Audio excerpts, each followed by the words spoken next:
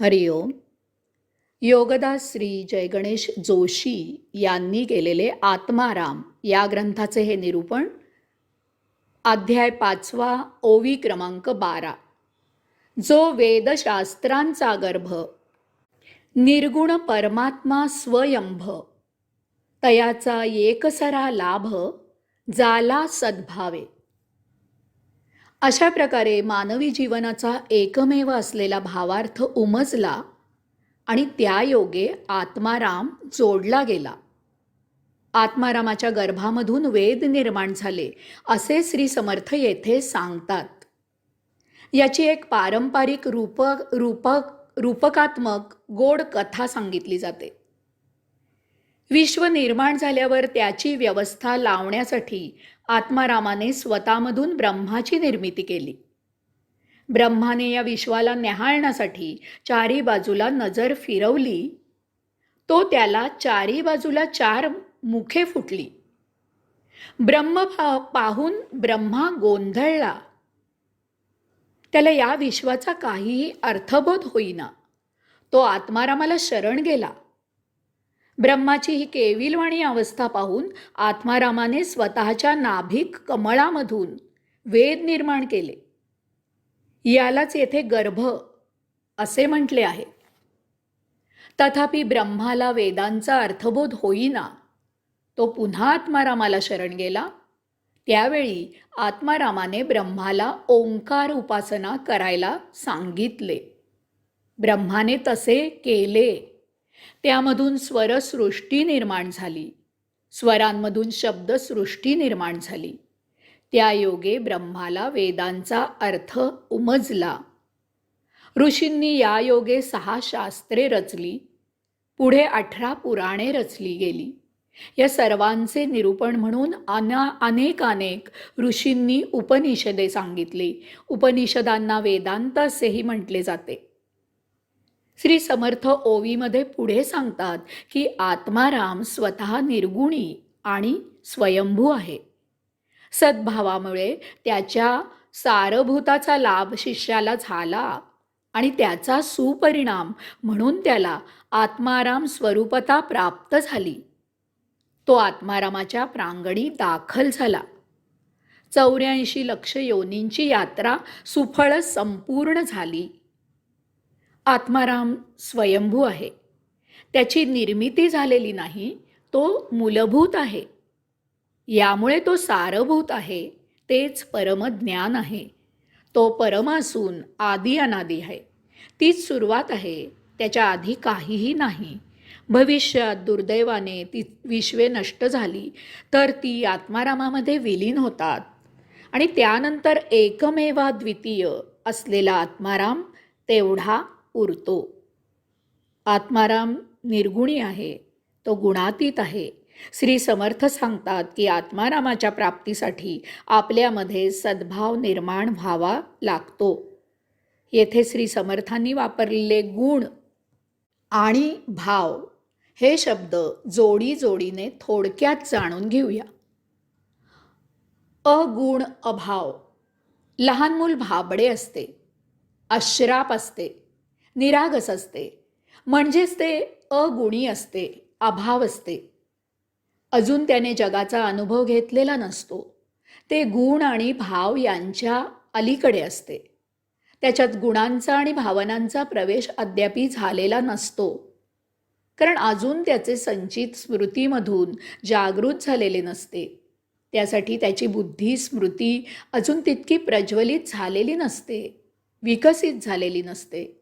यामुळे सर्वात महत्त्वाचे म्हणजे त्याच्यात अजून मनाचा कारभार सुरू झालेला नसतो. अद्यापि मन नमन अमन अवस्थेत असते. त्याची बुद्धी स्मृती मन अजूनही सुप्तावस्थेत असतात. यालाच गुणातीत भावातीत अवस्था असे म्हणतात. याचा अर्थ असा, गुणांच्या भावनांच्या अलीकडे आहे. त्याने अजून गुणांचा भावनांचा अनुभव घेतलेला नाही. त्याला गुण भाव याचा पत्ता नाही. तो यापासून अजून कोरडा आहे.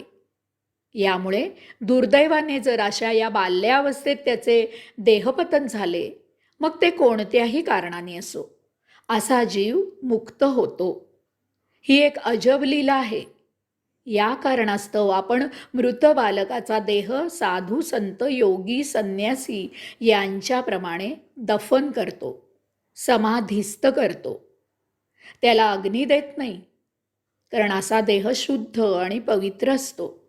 त्याला जाळून शुद्ध आणि पवित्र करून पंचमहातत्वात विलीन करायची आवश्यकता नसते.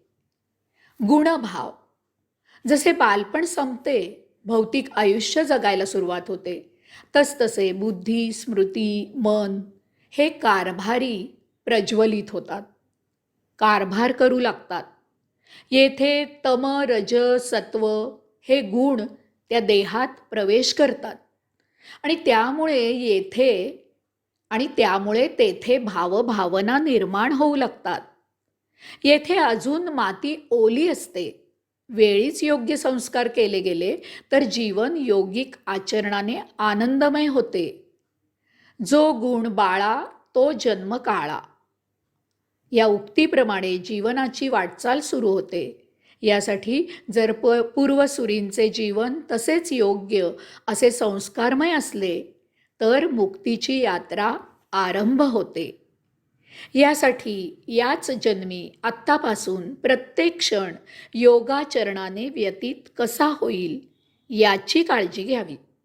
एकेका कणाकणाने आत्मज्ञान प्राप्त करावे आणि एकेका थेंबाथेंबाने ते जीवनात झिरपू द्यावे.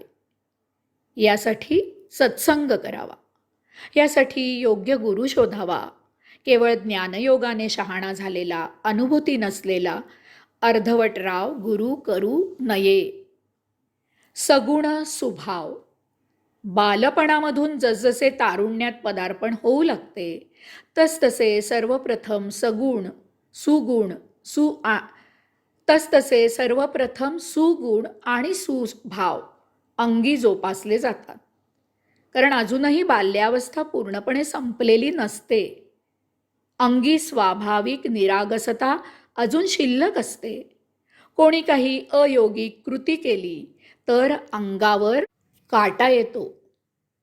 हे चूक आहे असा भाव असतो. हाच स्वभाव टिकला तर आशाची योगिक यात्रा सुकर सुरू राहते. यामुळे अशा या पौगंड अवस्थेत काही दुष्कृत्य केले गेले तर आशाला सुधारगृहात पाठवतात. त्याला शिक्षा केली जात नाही. सध्याच्या काळाचा विचार करता यासाठी आपल्याकडे केली गेलेली अल्पवयाची व्याख्या बदलायला हवी आहे. कुगुण, कुभाव. तारुण्यात जसजसे वय वाढत जाते तसतसे कुसंगत आणि अयोगिक संस्कार, प्राप्त परिस्थिती आणि आजूबाजूला सुरू असलेला चंगळवाद यामधून देहाला कुगुण आणि कुभाव जडतात. असा भरकटतो आणि नको त्या मार्गाला आयुष्याचा प्रवास सुरू करतो. हा प्रवास स्वर्ग नरक याची वाट धरणार हे सांगायला कोणाची गरज नसते. आशाचे आयुष्य सुखदुःख या न संपणाऱ्या द्वंद्वात अडकते. यामुळे प्रतिक्षणी संचित वाढत असते. अशाचे जन्ममरण याचे फेरे अव्याहत सुरू राहणार यात काही शंका नसते. विगुण आणि विभाव. तथापि एके सुदिनी सुक्षणी परिसस्पर्श होतो आणि सद्गुरूचा सहवास घडतो. जीवनाचा सत्य अर्थ उमजतो. आयुष्याचे जीवनात रूपांतर होते. पापपुण्य, सुखदुःख हे दोन्हीही विष आहेत याची जाण येते. स्वर्ग नरक ही एकमेकांना जोडलेली आहेत हे ज्ञान होते आणि सगुण सद्भाव, अंगी सगुण सद्भाव ही सगुण सुभाव याची पुढची पायरी असते. येथे आत्मज्ञान प्राप्त होते. आत्मप्रवृत्ती वृद्धिंगत होत जाते आणि आत्माचरण सुरू होते. येथे संचित फार झपाट्याने नष्ट होते. गुणातीत, भावातीत. याचा सुपरिणाम म्हणून गुणांच्या पलीकडे, भावनांच्या पलीकडे अवस्था प्राप्त होते. गुण भाव ओलांडून त्यांच्याकडे पाठ फिरवून असा जीवन जगू लागतो. येथे अनुभवामधून ज्ञान बळकट होऊन प्राप्त झालेले असते. येथे आत्मतत्व अंगी मुरते. या योगे सहजच आत्माचरण सुरू राहते आणि मुक्तीची यात्रा मार्गस्थ होते. येथे बालपणीचीच अवस्था प्राप्त होते. तथापि महत्त्वाचा फरक असा की येथे या भौतिक जगाची पूर्ण कल्पना असते. अश्राप किंवा भाबडेपणा म्हणून नव्हे, तर जाणून बुजून ज्ञानाने अलिप्तता जोपासली जाते. यथाकाळी मुक्ती प्राप्त होते. हरिओम.